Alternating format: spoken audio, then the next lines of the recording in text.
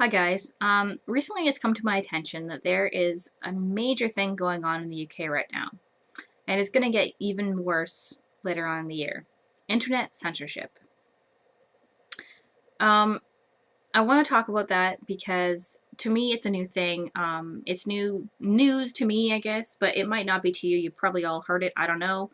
I first heard about it from somebody else on Facebook, and I was pretty shocked at some of the things that they're going to censor. So I just thought I'd share it with you all, in light of the fact that there's a bunch of people talking about YouTube censorship at the moment. And I mean, if you compare the two, it's like wow, it's so much bigger. This whole thing for them it's huge. Anyway, I'm just going to share what I found about it. It is a Wikipedia article, so you can take it with a grain of salt, but it seems to be the most informative of all the things that I've found. So I'm going to read some of it, and don't worry, I'm not going to read it all, just some. And I'm going to try not to mess up on any of the words or anything, because sometimes I read too fast and I flub up stuff.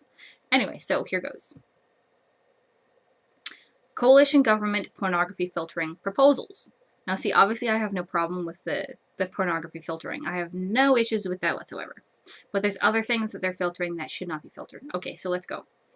In 2010, the incoming coalition government announced their intention to tackle the commercialization and sexualization of childhood, and subsequently commissioned an independent report on the subject. In December 2010, UK Culture Minister Ed Vaizey revealed government proposals regarding websites with pornographic content. Under those proposals, all ISPs would have been expected to voluntarily block such websites by default. This was followed by a consultation process in 2012.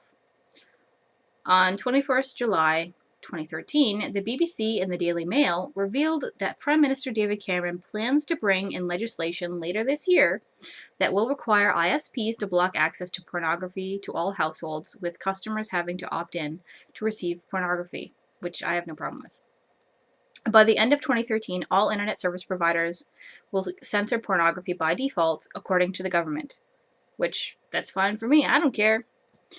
They should be doing that with pornography, because anyway, everybody has their own opinions about that, but that's my opinion. ISPs will also block access to other material, including, and this is what I have a problem with, some of this stuff they should not be blocking. Content tagged as violent, extremist, terrorist, anorexia and eating disorders. Why? Suicide, alcohol, smoking, web forums, esoteric material, and web blocking circumvention tools. Like, some of that, seriously. Why? Some smaller ISPs expressed their reluctance to take part in filtering, citing concerns over costs and civil liberties. But the government stated, "We expect the smaller ISPs to follow the lead being set by the larger providers."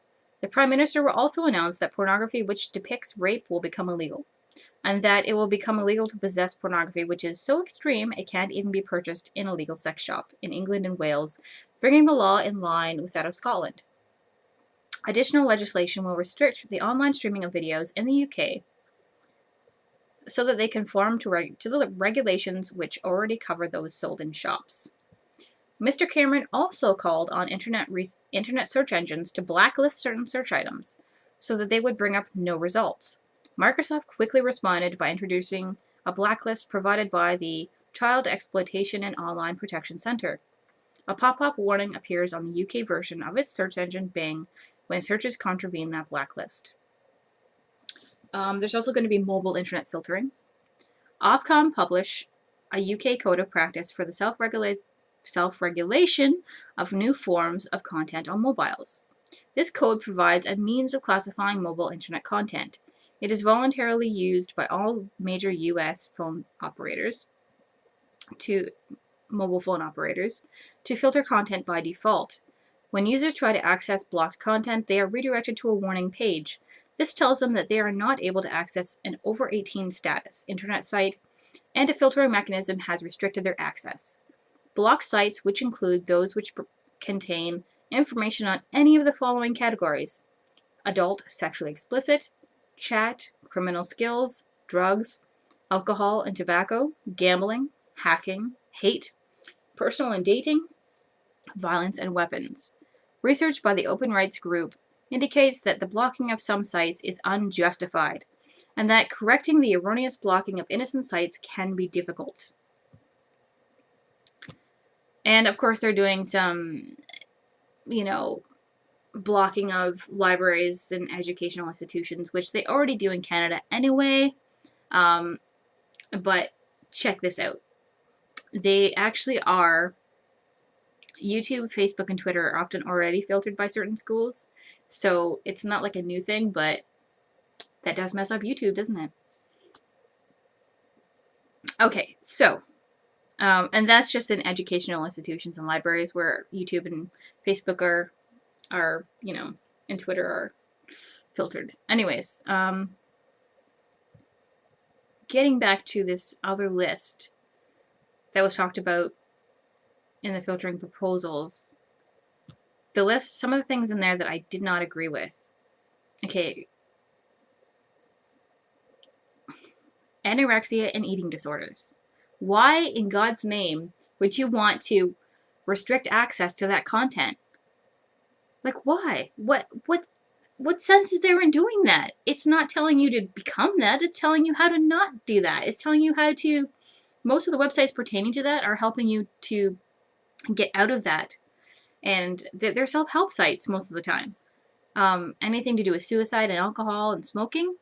A lot of the time, okay, yeah, I know that there's stuff that will probably, make smoking and alcohol look good, or, to some people, like, basically glorifying it, but there's also sites that are going to help you to not smoke and not drink alcohol. Like, if you're an alcoholic, what are you going to do? You want to stop drinking, but that website that could have helped you, you can't have access to anymore. So what are you going to do? And a lot of people, they don't want to admit that they're an alcoholic, or that they can't, quit smoking. A lot of people don't want to go to somebody else for help. They want to just get it for themselves, like somewhere quick where they don't have to talk to a person. And you know what? If they're taking that away from them, then that's really bad. Big one is suicide. Obviously, anything that could potentially help somebody not to do something can be turned around and used for bad as well. I understand this. Like I said, obviously, anything to do with alcohol and smoking could be glorified to do it. But there's also sites that are helping people not to do it. And, if they're taking everything away, if they're blocking access to this material completely, then what do they expect people to do when they can't go to someone? There's going to be a lot of shit hitting the fan.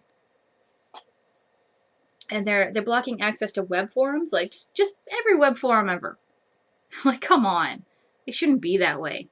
Why don't they just block access to certain web forums? To ones that have the really, really nasty content. That's fine. Do that. Why all web forums? I mean, it doesn't make any damn sense. Esoteric material. Now, I want to touch on that just for a second, because it's a big thing if you really think about it. If you don't know what I mean by esoteric material, I'm going to go into it, and there's a Wikipedia article about it too, but basically what they're trying to do is anything to do with esotericism or esoteric philosophy, they are making it so that you cannot be a part of that material, that you cannot be part of that content. Let's see. I'm just going to look at Wikipedia thing. I had this before and I closed it. Anyways. I'll just put it in a nutshell here. Esotericism. Now, the term can also refer to the academic study of esoteric religious movements and philosophies. I'm going to give you a few examples in a nutshell of what these esoteric religious movements could be and philosophies could be. Alchemy, astrology, anthroposophy, Christian mysticism, Freemasonry, Gnosticism, Kabbalah, magic, Taoism, spiritualism, Christian theosophy, etc., etc. Basically, religious movements or philosophies whose proponents distinguish their beliefs, practices, and experiences from mainstream exoteric and more dogmatic institutionalized traditions. Keep that in your mind, because basically what they're saying is if you do not believe in something that is mainstream, dogmatic, institutionalized, we are not going to let you look at anything else. So you have to look at that or nothing. That is what they're saying. How can they censor that? That makes no effing sense. It's unbelievable. That is, wow. What?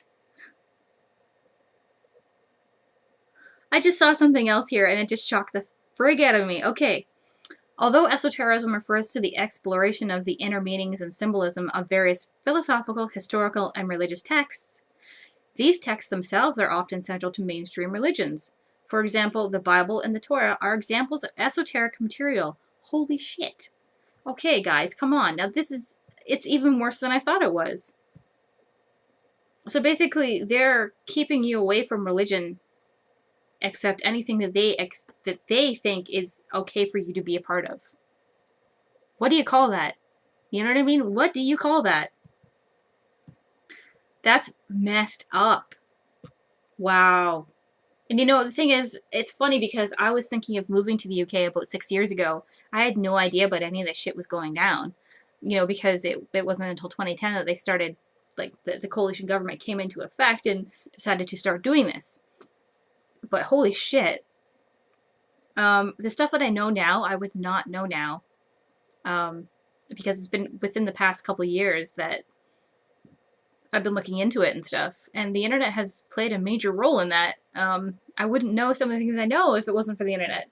You know, we live in a fast-paced society, and looking for information, say at a library somewhere, it just feels like it takes forever. So, you know, like, and I mean, libraries are awesome. They have a lot of information, obviously, because there's so many books there, but who knows how long they're going to last for? Who knows how long that we're going to still have books for?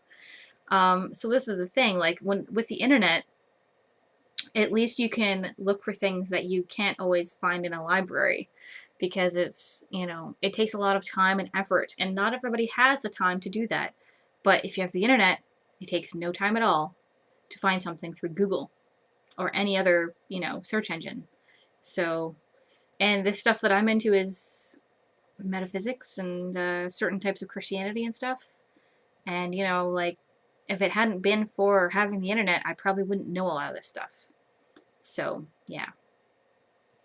I just thought I'd bring this to everybody's attention because it's quite shocking to me that they're doing this. I don't see how they can get away with it, to be honest. Especially the esoteric stuff. How can they get away with that? It doesn't make any sense. I guess they're going to choose what they consider to be acceptable and what they don't. And if the citizens of the UK don't stand up against it, then they're just going to be completely censored. And you know, the internet is the first thing to go, right? What's going to be next? So they really have to consider what's happening to them. And obviously, they have been censored to a certain degree for quite some time. And, you know, in the UK, they have basically cameras on them 24/7. They're everywhere. So, you know, the quote unquote Big Brother is everywhere type thing, you know, Big Brother is watching. They really are. It's messed up, but I'm glad I didn't move there. In light of all the things that I'm learning now. And, you know, if you know anything more about this than what I've just shared, then please, you know, give me some comments about it. That I would really appreciate that. If you're from the UK and you're dealing with this directly, then please, you know, give me some comments and, you know, tell me how it's making you feel and what you plan on doing about it. Wow. I just thought I'd inform everybody because it's such a major thing, and I think it's horrible that they're doing this with, you know, and the complete censorship is just unbelievable. Anyways, thanks for watching, and I hope you learned something new today.